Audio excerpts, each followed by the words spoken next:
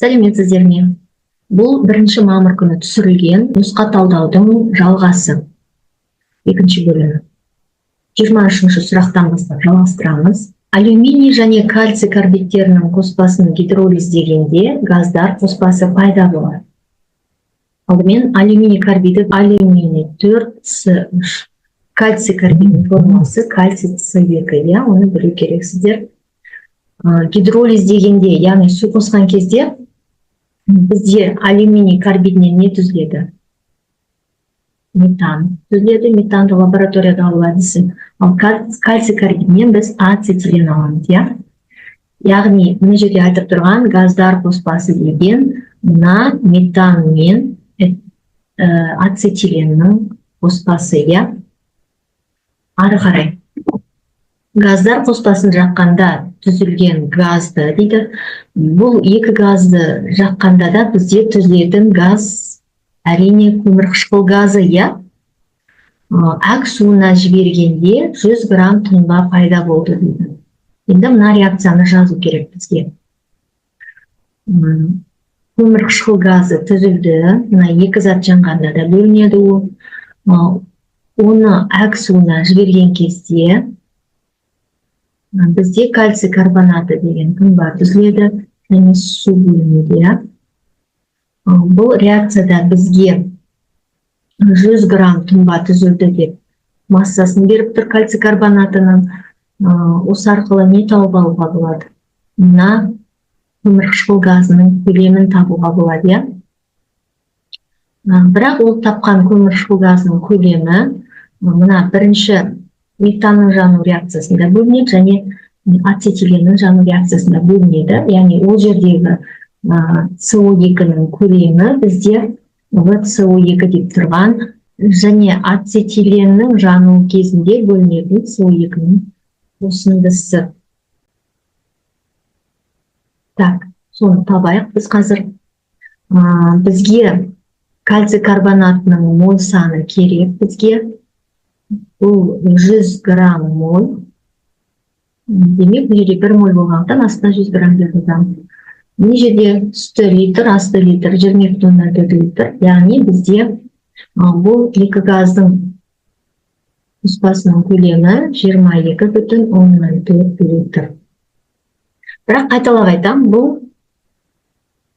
бұл бізде бірінші және екінші реакциядағы бөлінген көмірқышқыл газдарының қоспасы. Ары қарай оқимыз есептің шартын. Тура сол газдар қоспасы 80 грамм 80% бром суын түссіздендіреді. Газдар қоспасындағы метан бром суымен әрекеттеспейді, білеміз. Бұл жерде реакция жүреді ацетиленмен бром суы әрекеттеседі. Білесіздер, сапалық реакция болып табылады. Бұл жерде толық бромдау, немесе толық емес бромдау деп айтпаған, сондықтан біз бұны толық бромдау деп түсініп, ацетиленнің құрамында бізде 3 байланыс бар ғой, үштік байланыс. Сол үштік байланыс жай байланысқа айналып, соның есебінен 4 бос орын пайда болады. Сонда бізде С2H2 бром 4 деген тетрабром этан түзіледі бізде. Реакцияны теңестірейік. Мұнда екі байланыс, реакциямыз дайын. Бізге бром суының массасы берілген, ерітіндінің. 80 граммды 0,8-ге көбейтіп, 64 грамм таза бромды табамыз. Яғни мына ерітіндінің ішіндегі еріген зат бромның массасы 64 грамм. Яғни мұнда жазып қояйық, 64 грамм бром. Ендеше біз мына мол санын таба аламыз, Астына 1 мол. Мына жерде бромның мольдік массасы 80 көбейту 2 160 болса, 160 грамм моль. Бізде 2 моль бром болғандықтан 320 грамм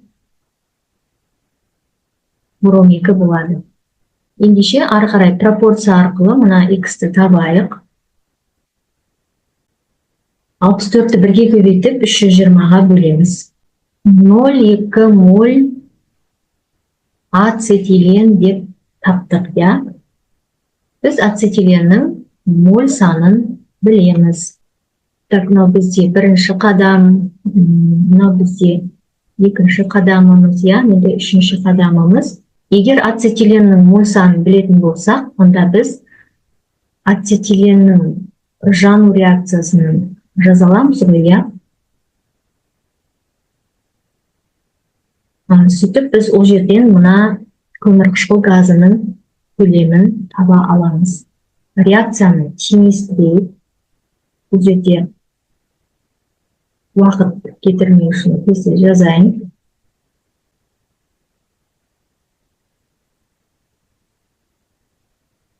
Үшінші реакцияға жазамын 0,2 моль ацетилен. Осыдан мен X литр деп CO2-ның көлемін таба аламын.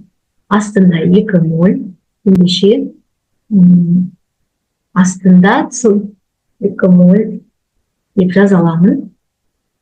CO2-ның астына 22,4-ті 4-ке көбейтіп жазамын. Өйткені бізде 4 моль CO2 болғандықтан 89,6 литр. Осы жерден, Y деп белгілейікші, Y тең 0,2-ні 89,6-ға көбейтеміз, 2-ге бөлеміз, я? Сөреде жауабы болады 8,96 литр CO2. Бұл бізде ацетиленнің жану кезінде бөлінген CO2. Келесі 4-ші қадамымыз. Неге қадам-қадамға бөліп жатырмын? Өйткені әр қадамда не істеп жатқанымыз түсінікті болып отыру үшін, я? Үлкен бір күрделі тапсырманы бірнеше бөліктерге бөліп орындасаңыздар, түсінуге жеңіл болады. Ары қарай бізде жалпы қараңыздар, жалпы көмірқышқыл газының көлемі белгілі, я? Газдар қоспасын жаққанда бізде 22,4 литр көмірқышқыл газы бөлінді дейді. Ендеше біз метанды жаққан кездегі көмірқышқыл газының көлемін таба аламыз. Қалай? Ол үшін газдар қоспасын жаққанда бөлінген көмірқышқыл газының көлемінен ацетиленді жаққан кезде бөлінген көмірқышқыл газының көлемі 8,96-ны азайтамыз. Бұл кезде бізде 13,44 литр деген шама шығады. Келесі 5-ші қадамымыз. Егер де ол көмірқышқыл газының көлемін білетін болсақ, онда біз метанның жану реакциясын жазамыз. Теңестіреміз. Және осы жерден метанның массасын таба аламыз, я? 13,44 литр деп көмірқышқыл газын жазамыз. Астына 22,4 литр. Мына жерде мольдік массасы 16 грамм болғандықтан 16 грамм, үстіне X грамм. Сонымен 9,6 грамм бұл бізде метан, я? Қараңыздар, біз болып қалдық, есепті шығарып, қазір біз метанның массасын таптық. Енді қараңыздар, 6-шы қадам бізде жалпы түпкі мақсатымыз не, соған қарап қояйық. Бастапқы қоспадағы карбидтердің массалық үлестері дейді. Яғни бізде массалық үлесі керек метанның және массалық үлесі керек ацетиленнің. Бірақ оны табу үшін біз қазір жалпы қоспаның, газдар қоспасының массасын білуіміз қажет, я? Мына жерден орын босатайын.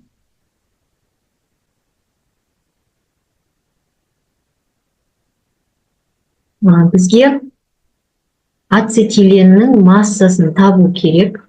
Біз мына жерде ацетиленнің моль санын тауып қойғанбыз. 0,2-ні көбейтеміз, мольдік массасы 26-ға, я? 5,2 грамм. Қоспаның массасы ендеше. Метанның массасы 9,6 грамм болған. Ацетиленнің массасы 5,2 грамм. Екеуін қосқан кезде 14,8 грамм бұл қоспаның массасы. Енді, міне соңғы қадамымыз, 7-ші қадам. Біз метанның массалық үлесін табайық. Ол үшін метанның массасы 9/6-ны 14/8 қоспа массасына бөліп, 100-ге көбейтеміз. Бізде 64/8% метан шығады екен. Ал ацетиленнің массалық үлесін табу үшін біз 100%-дан 64/8%-ды азайтсақ болады. 35/2% дейді. Міне. Сонымен қараңыздар, жауабы міне мына жерде болатын болды. Міне жауабы. Міне. Есеп түсінікті болды деп ойлаймын. Келесі тапсырмаға көшейік. Тағы да есеп екен. Массасы 40 грамм натрий сульфатын 150 грамм суда ерітсеңде тығыздығы 1,12 грамм миллилитр ерітінді алынды. Ерітіндінің молярлық концентрациясы қандай? Молярлық концентрация деген Cm. Енді бұл жерде реакция жоқ, жай ғана натрий сульфаты суда ериді. Біздің түпкі мақсатымыз мына мольдік концентрацияны табу. Ендеше соның формуласынан бастайық. Формуласы N бөлінген V. Яғни еріген заттың моль санын ерітіндінің көлеміне бөлеміз. Сөйтіп мольдік концентрацияны табамыз. Алдымен еріген зат мөлшерін табайық. N тең M бөлінген M формуласы бойынша бізде еріген зат натрий сульфаты, оның массасы 40 грамм, мольдік массасы 142 грамм моль. 142 грамм мольге бөлген кезде моль саны шығады.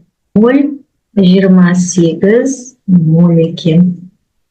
Енді формуладағы екінші мүше ерітіндінің көлемін табуымыз керек. Біз бұл жерде есептің шартына қайтадан оралсақ, біз тығыздықты көріп тұрмыз. Енді біз тығыздық пен көлемді ендеше байланыстыруымыз керек. Бізде мынандай формула бар, Rho тең M бөлу V деген. Бұл формуланы жақсы білетін шығарсыздар. Осы жерде V-ны тапқанда біз не істейміз? Түрлендіреміз. M-ді Rho-ға бөлеміз. Яғни ерітіндінің көлемі, ерітіндінің массасы, ерітіндінің тығыздығы. Ерітіндінің массасы деген еріген заттың массасы мен судың массасының қосындысы. Тығыздық бізде грамм, тығыздық 1,12 грамм бөлінген миллилитр.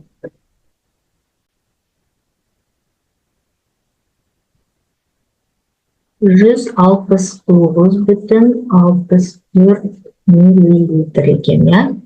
Көлемін таптық ерітіндінің. Енді біз мольдік концентрацияны таба берсек болады. Орнына қойып.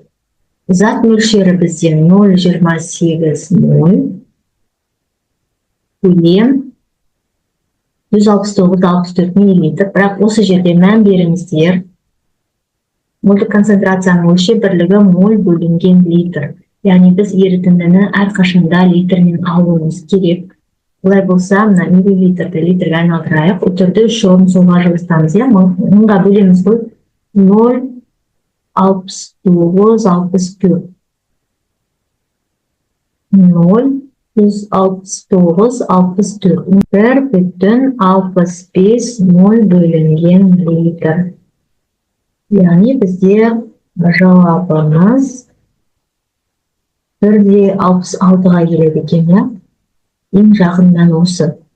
Неге тура шықпады, ол дөңгелектеуге байланысты.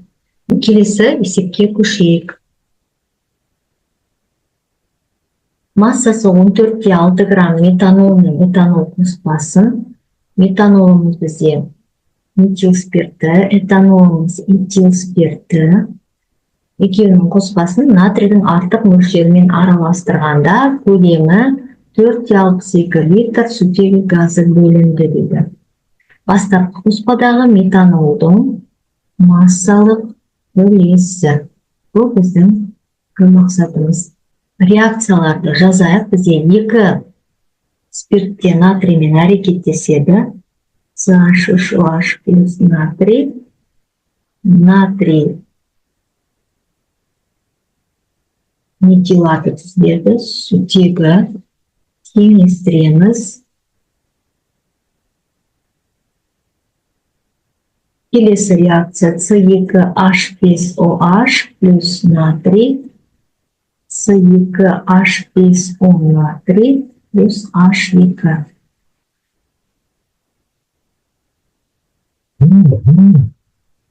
Қоспа тақырыбына есептер шығарғанда біз мынаны білеміз, егер қоспадағы екі компонентте әрекеттесетін болса, реакцияға түсіп, онда біреуінің зат мөлшерін X моль деп аламыз, екінші компоненттің зат мөлшерін Y моль деп аламыз. Сәйкесінше, бірінші реакцияда бөлінетін сутектің моль саны, мына мольді қатынасты қараңыздар, 2-нің 1-ге қатынасы болғандықтан, мынау X-тің жартысы 0,5X моль болады. Екінші реакцияда да міне мольдік қатынас 2-нің 1-ге болғандықтан, егер этанолдың зат мөлшерін Y моль деп алатын болсақ, онда бөлінетін сутегінің көлемі соның жартысындай болады, 0,5Y моль болады. Енді жүйе құрамыз. Бірінші қоспа бізде метанол-этанол қоспасы, оның массасы бізде 14,6 грамм. Яғни метанолдың және этанолдың массасының қосындысы бізде 14,6 болу керек. Метанолдың зат мөлшері X, мольдік массасы бұның 32, Бұлай болатын болса, 32X плюс этанолдың мольдік массасы 46 Y тең болады 14,6 деген бір теңдеуімізді аламыз. Енді сутегі бойынша да сондай теңдеу аламыз.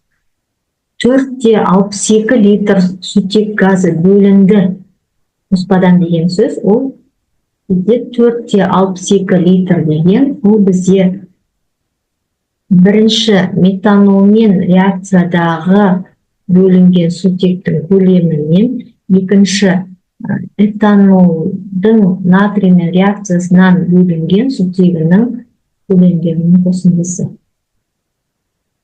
Метанолмен реакцияда бізде сутегінің зат мөлшері 0,5X моль, яғни 0,5X көбейту 22,4 бізге бұл нені береді?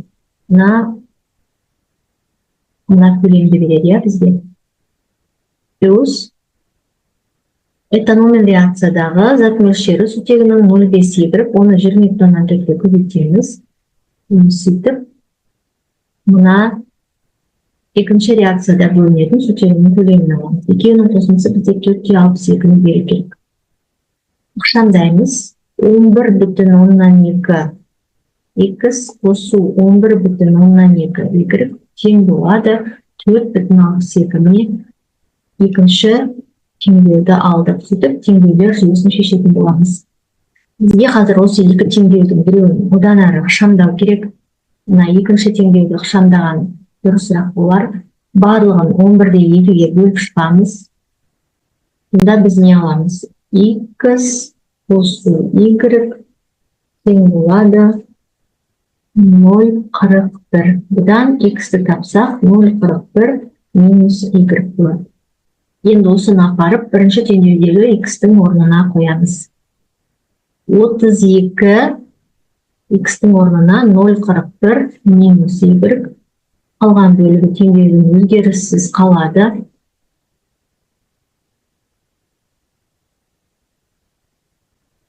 13,12 минус 32 Y плюс 46 Y тең 14,6. Енді кәдімгі математика.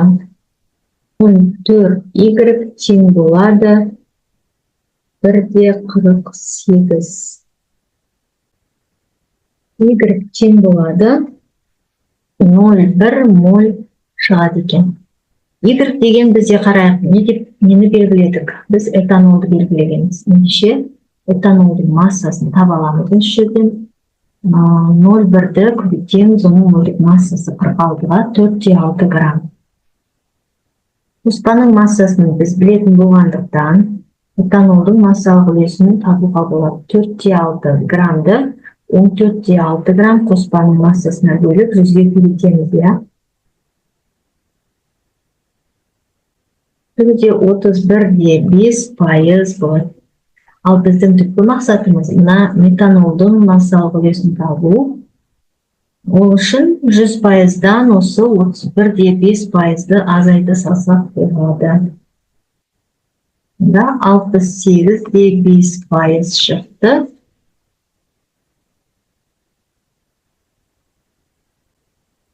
Ол бізде жауап.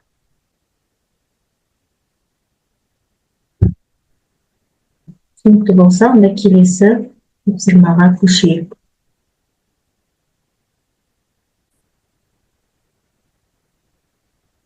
Келесі 20-шы сұрақ қараңыздар. Белгісіз затты табу екен. Қызыл түсті А заты мен ақ түсті Б тұзы 6-ның 5-ке мөлдік қатынасында жанасқанда от алып тұтанады дейді. Жазайық. А заты қызыл түсті, бұл Б заты мен ақ түсті екен. 6-ның 5-ке мөлдік қатынасында жанасады. Яғни мүлде 6 5 деп жазамын. Нәтижесінде судағы ерітіндісі қышқылдық орта көрсететін С заты және Д тұзы үзіледі дейді. Қышқылдық орта көрсетеді екен. Д тұзын айтады бізге. Д тұзы күміс нитратында ақ түсті тұнба береді. Ол біз әрине аргентік хлор деп ойлаймыз, иә? Яғни бізде Д затының құрамында не бар деп ойлаймыз? Хлор ионы бар екен.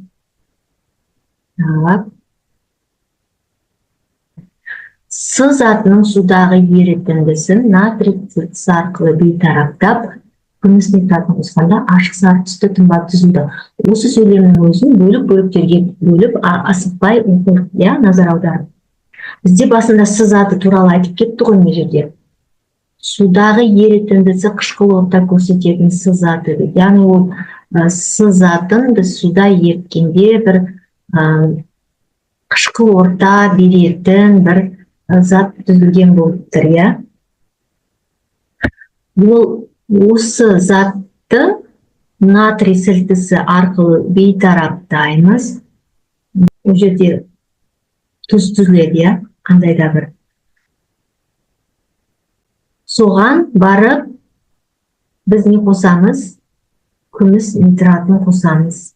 Сол кезде ашық сары түсті күміспен бір ашық сары түсті тұнба түсу керек, иә? Осы жерде қараңыздар, ойланайықшы, осы жерде мән берейік. Күміспен ашық сары түсті тұнба беретін қандай иондар бар еді? Мына күміс катионы мен ашық сары түсті беретін қандай да бір анион. Бізде екі түрлі анион бар. Ол бром минус болуы мүмкін, немесе хлор 4 3 минус болуы мүмкін, иә? Осы екеуінің біреуі болуы мүмкін.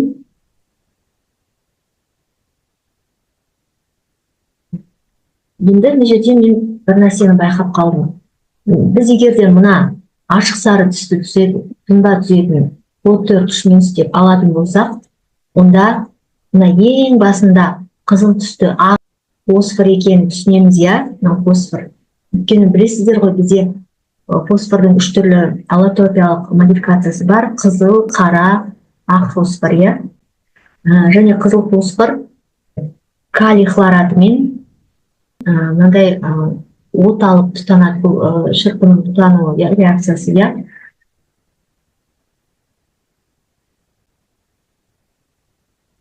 Яғни біз мына жерде мынаны P2, O5 деп ойлаймыз да, мынаны калий хлор деп ойлаймыз.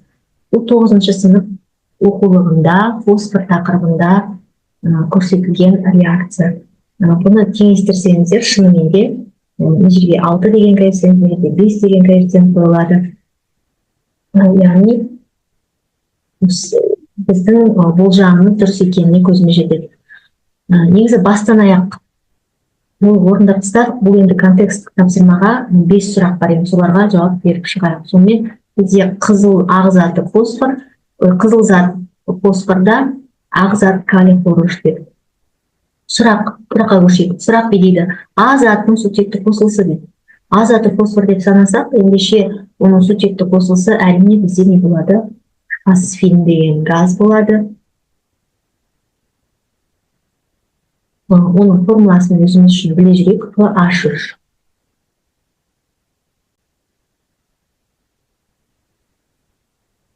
Ары қарай келесі сұрағына көшейік осы контекстті тапсырманың.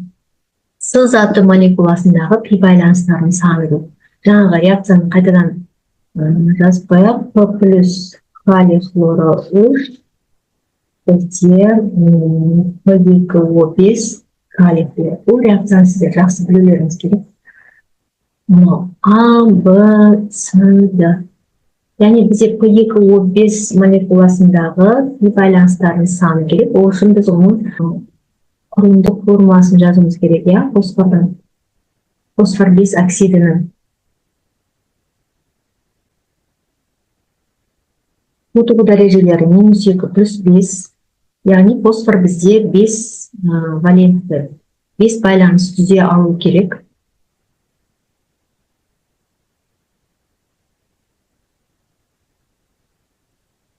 Төрт байланыстары кетті. 5-ші байланыстарын оттегі арқылы қараңыздар. Фосфор 2, оттек 5 болу керек. 1, 2, 3, 4, 5. Енді пи байланыстың саны дейді. Біз міне жерде қос байланыс көріп тұрмыз, міне жерде қос байланыс А4 қос байланыс көріп тұрмыз. Ендеше қос байланыстың біреуі пи байланыс болғанда бізде 4 пи байланыс бар. Яғни жауабымыз А болады.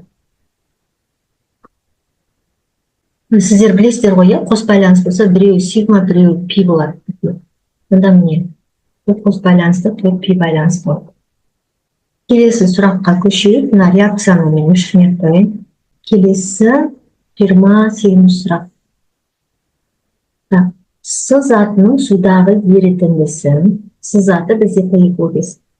Судағы ерітіндісін, қараңыздар, P2O5-ті суда еріткенде ол жай ғана ери салмайды, я? Химиялық реакция жүреді ғой бізде. Қышқылдық оксид плюс су қышқыл түзіледі, я? Сондықтан осындай реакция. Енді оны натрий сілтісі арқылы бейтараптаймыз. Міне бізде H3 түзілді. Оны натрий сілтісімен бейтараптаймыз. Бізде не түзіледі? Натрий H4 және су түзіледі қышқыл мен негіз арасындағы бейтараптану реакциясы, я? Енді одан кейін күміс нейтратын қосады екенбіз. Біз әрине натрий H4-ге ендеше күміс нейтратын қосамыз. Ендеше бағанағы ашық сары түсті аргентін H4 түзіледі. Бірақ бұл күшті қышқылдарда еріп кететін тұнбая. Натрий NO3 алмасу реакциясы бұл жерде.